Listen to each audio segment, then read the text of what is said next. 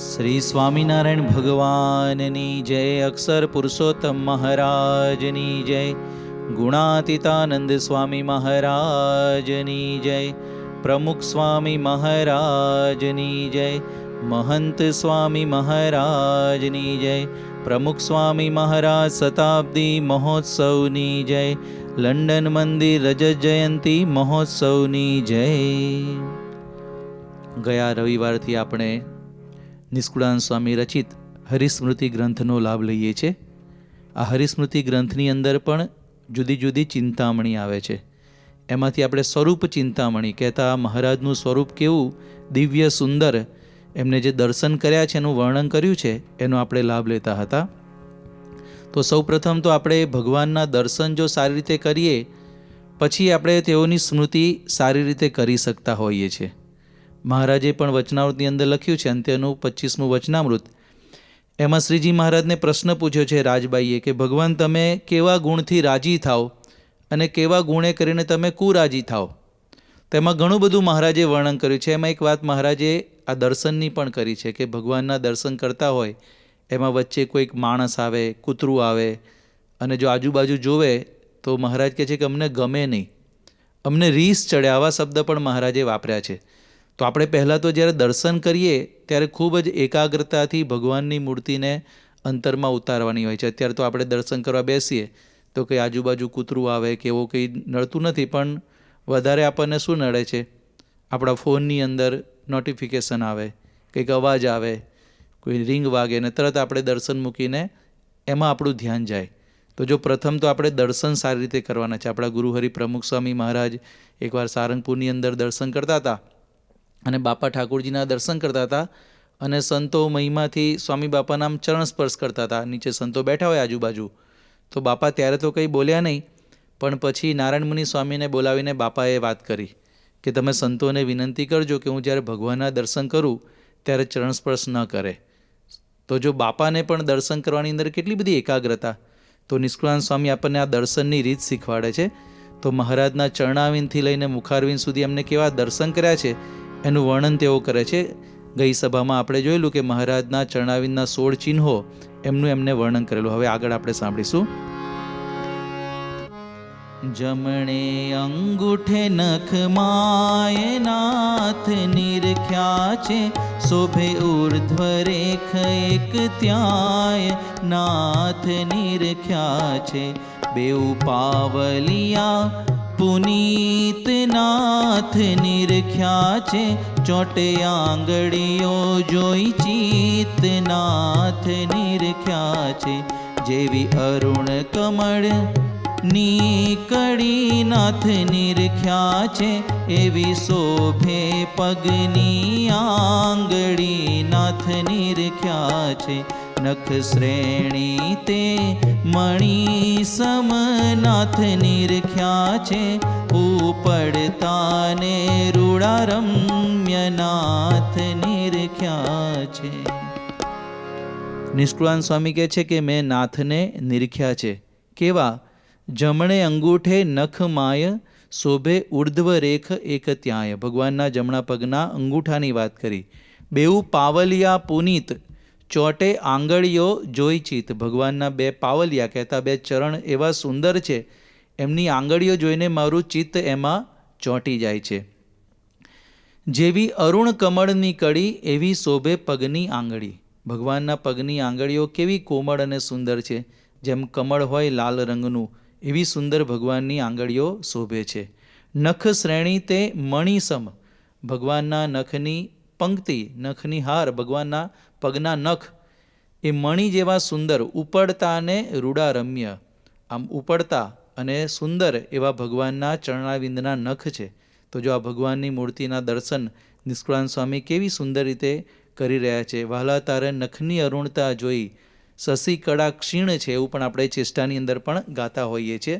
તો આવા સુંદર એ ભગવાનના ચરણાવિંદના નખ એની વાત અહીંયા નિષ્કુળાનંદ સ્વામી આપણને કહે છે.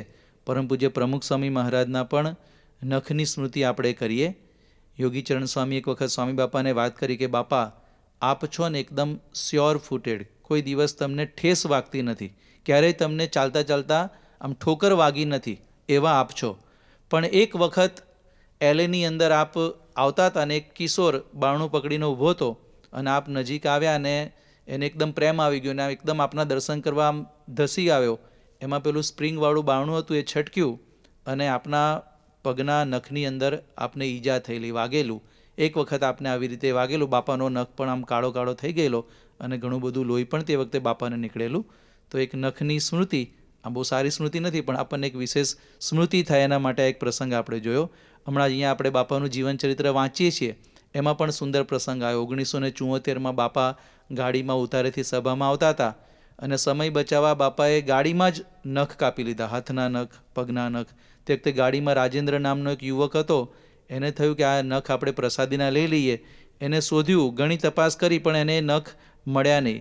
પછી ત્યાં સભા ચાલતી હતી તે વખતે એને સ્ટેજ ઉપર બાપાની બાજુમાં પેલું આવું માઇક્રોફોન હતું, એ આમ વારે ઘડીએ નીચું થઈ જતું હતું. તો એને માઇક્રોફોન પકડવા માટે ત્યાં બાજુમાં બેસાડ્યા. તો તે વખતે એને જોયું કે બાપાએ પગના નખ તો એકદમ ઊંડાણથી કાપ્યા છે, નખ કેમ મને આમ મળ્યા નહીં. પછી એને પૂછ્યું પણ ખરું, બાપા તમે આટલા ઊંડા ઊંડા નખ કાપો છો તો તમને દુખે નહીં? બાપા કે આપણે જાતે કાપતા હોઈએ એટલે વાંધો ના આવે, કશું થાય નહીં. પછી બાપા એમને કહ્યું કે આપણે આ નખ ને બધી પ્રસાદીમાં પડવું નહીં, આપણે તો ગુરુની આજ્ઞા પાડી લેવી. એમ કહીને બાપા કે આપણે સાધુ થઈ જવું. અને બાપાના એક વચને પછી એ રાજેન્દ્ર પોતે જ્ઞાનયજ્ઞ સ્વામી બની ગયા. તો આવો પણ એક નખનો પ્રસંગ આપણે સાંભળ્યો. એક વખત બાપાના પગના નખ બાપાએ કાપીને આમ ગટરમાં નાખી દીધા. તો કોઈ ભક્તે કીધું કે બાપા અમને નખ આપવા જોઈએ ને, આ ગટર બ્લોક થઈ જશે. સ્વામી બાપા કે આ નખ તો અનંત જન્મોની ગટરને, બ્લોક થઈ ગયેલી ગટરને પણ ખોલી નાખે એવા છે. તો પ્રમુખ સ્વામી મહારાજના પણ આવા સુંદર નખ, એના દર્શન આપણે કરેલા છે. આગળ હવે નિષ્કુળાનંદ સ્વામી કહે છે, અંગૂઠા આંગળીઓ બહુ સારી નાથ નિરખ્યા છે, જોઈ અંતર લિયો ઉતારી નાથ નિરખ્યા છે. આંગળી અંગૂઠા ઉપર નાથ નિરખ્યા છે, શોભે ઝીણા રોમ તે સુંદર નાથ નિરખ્યા છે.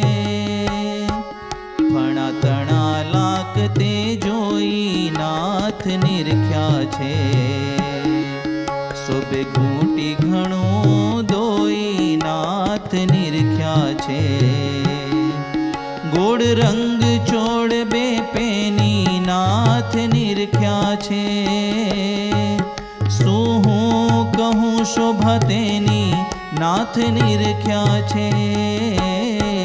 કાંડા કોમળ બે કહીએ નાથ નિરખ્યા છે, જંગા જોઈને સુખ લઈએ નાથ નિરખ્યા છે. પિંડી સરખીને સુવાળી નાથ નિરખ્યા છે, નડી લાગે છે રૂપાળી નાથ નિરખ્યા છે. નિષ્કુળાનંદ સ્વામી આગળ વર્ણન કરે છે કે અંગૂઠા આંગળીઓ બહુ સારી જોઈ અંતર લિયો ઉતારી. આંગળી અંગૂઠા ઉપર શોભે ઝીણા રોમ સુંદર. શ્રીજી મહારાજના અંગૂઠા અને આંગળી ઉપર નાના નાના સુંદર રૂવાડા પણ, એનું પણ વર્ણન નિષ્કુળાનંદ સ્વામીએ કહ્યું છે. ફણા તણા લાક જોઈ શોભે ઘૂંટી ઘણું દોઈ. ફણા એટલે પગની જે પેની, જે આપણે કહીએ ને એન્કલ, ઘૂંટી અને આંગળી એની વચ્ચેનો જો વિસ્તાર હોય એને ફણું કહેવામાં આવે છે. અને ફણાનું લાંક એટલે કે વળાંક, એ જે પગની એન્કલ અને આંગળી વચ્ચેનો જે ભાગ છે એનો વળાંક એટલો સુંદર છે, એ જોઈને પણ મારું મન એમાં લોભાઈ ગયું છે. શોભે ઘૂંટી ઘણું દોઈ.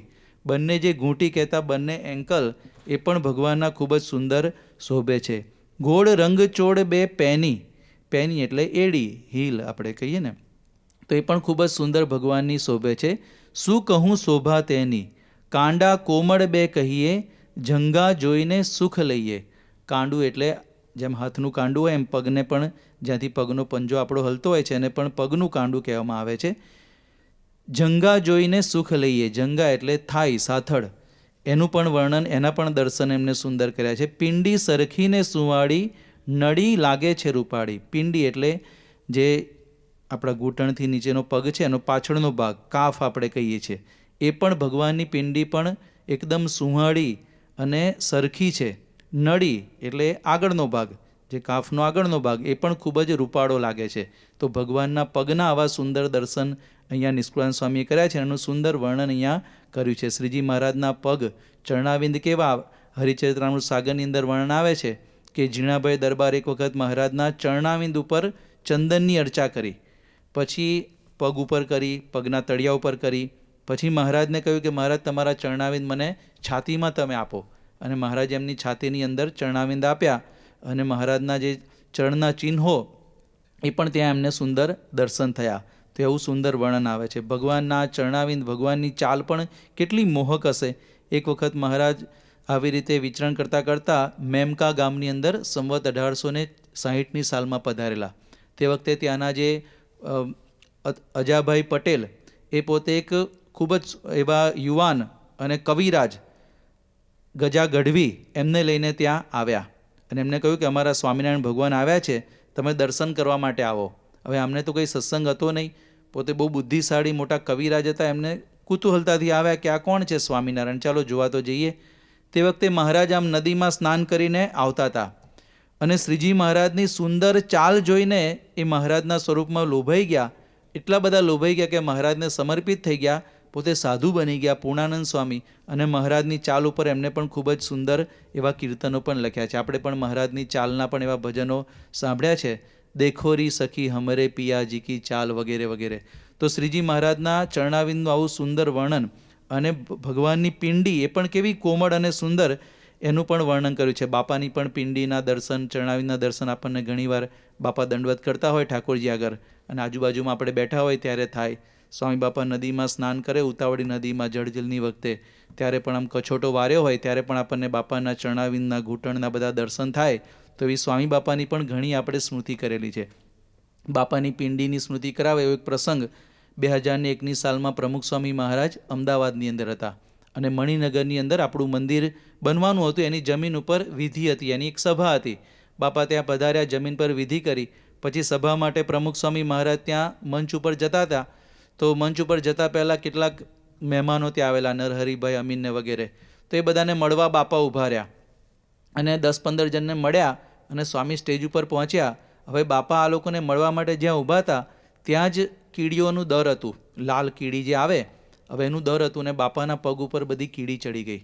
અને બાપાને આમ ખ્યાલ તો આવી ગયો, પણ આ બધાને મળતા હતા એટલે સ્વામી એકદમ ધીરજ રાખીને કશું બોલ્યા વગર બધું સહન કર્યું. પછી સ્ટેજ ઉપર આવીને બાપાએ વાત કરી કૃષ્ણ વલ્લભ સ્વામીને કે પગમાં સડ વળે છે, અને જોયું તો બાપાને આ પિંડી ઉપર, બાપાની પિંડી તો કેટલી સોફ્ટ, એના પર આ બધી લાલ કીડીઓ બધી ચટકા ભરી ગયેલી. એટલે તરત બધી કીડીઓ આમ સાફ કરી. પછી બાપા તો બોલતા નહોતા, એ તો બહુ સહનશીલ છે, પણ કોકે કહ્યું કે સ્વામીને ઘણી પીડા થતી હશે, પાણી ચોપડીએ. તો પછી ભીનું નેપકિન કરીને બાપાના પગ સાફ કર્યા. યોગીચરણ સ્વામીએ કંઈક ટ્યુબ મંગાવી, દવા પણ લગાવી. પછી ઉતારે આવીને જોયું તો બાપાની પિંડી ઉપર એટલી બધી કીડીઓ ચટકા ભરી ગયેલી. પણ પ્રમુખ સ્વામી મહારાજની આવી કોમળ પિંડીઓ એ પણ આપણા માટે બાપાએ પોતાના દેહની દરકાર કરી નથી. બદલપુરમાં બાપા પધરામણી કરતા હતા, અને ઊંચા ઊંચા ટેકરા પર જવાનું હોય તે વખતે મહંત સ્વામી મહારાજે બાપાની પિંડી જોઈને એમને વિચાર આવ્યો કે આટલો બધો ભીડો કેમ સહન કરે છે. ત્યારે પ્રમુખ સ્વામી મહારાજ બોલેલા કે યોગી બાપા અને શાસ્ત્રીજી મહારાજે તો આ વિસ્તારમાં બહુ બધું વિચરણ કરેલું છે, તો આપણે તો કંઈ કરતા નથી. તો સ્વામી બાપાની પિંડીના પણ આવા સુંદર પ્રસંગો આપણે જોયા છે. આગળ નિષ્કુળાનંદ સ્વામી કહે છે, જોયા જેવા છે બેજાનો નાથ, નિરખ્યા છે ઘૂંટણ તે ધામ શોભાનો નાથ, નિરખ્યા છે ડાબા જાનો પર ચિહ્ન જોઈ નાથ, નિરખ્યા છે મારું મનડું રહ્યું છે મોહી નાથ, નિરખ્યા છે પુરુષો બે સુંદર સુવાળા નાથ, નિરખ્યા છે રંભા સ્તંભ સાથળ રૂપાળા નાથ, નિરખ્યા છે દુંદ ફાંદ દ્રગે દેખી નાથ, નિરખ્યા છે મારી ધન્ય કમાઈ લેખી નાથ, નિરખ્યા છે કોમળ કટી કહીએ કેવી નાથ, નિરખ્યા છે જોઈ અંતર ધાર્યા જેવી નાથ, નિરખ્યા નિરખ્યા છે. પેરી વડ દઈને પછેડી નાથ નિરખ્યા છે.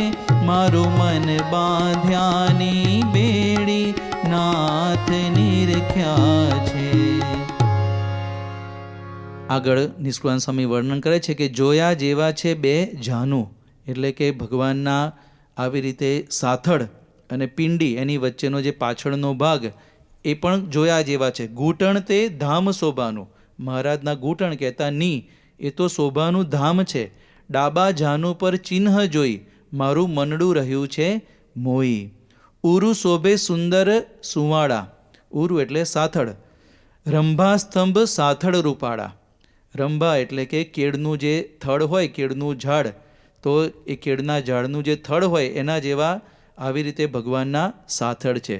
દુંદ ફાંદ દ્રગે દેખી, મહારાજની દુંદ એટલે કે પેટ, એ આંખે જોઈને મારી ધન્ય કમાઈ લેખી. મારું જીવન હવે ધન્ય બની ગયું છે. કોમળ કટી કહીએ કેવી જોઈ અંતર ધાર્યા જેવી. કટી કહેતા કેડ, કમર. તો ભગવાનની કમર કેવી છે, કેડ કેવી છે કે અંતરમાં ધાર્યા જેવી છે. આ ભગવાનની કમર વિશે તો આપણે સ્તોત્ર સિંધુની અંદર પણ ગાઈએ છીએ ને કે ભગવાનની કેડ કેવી છે. હરિમદ હર તનુ મંજુલ કટ્યામ, કે સિંહનું પણ, સિંહનો ગર્વ, સિંહની કમર એકદમ પાતળી હોય, તો ભગવાન સ્વામિનારાયણની કમર એવી છે કે હરિમદ હર તનુ, સિંહનો મદ પણ એને હરી લીધો છે. તો ભગવાનની આવી સુંદર કમર, કેડ હતી.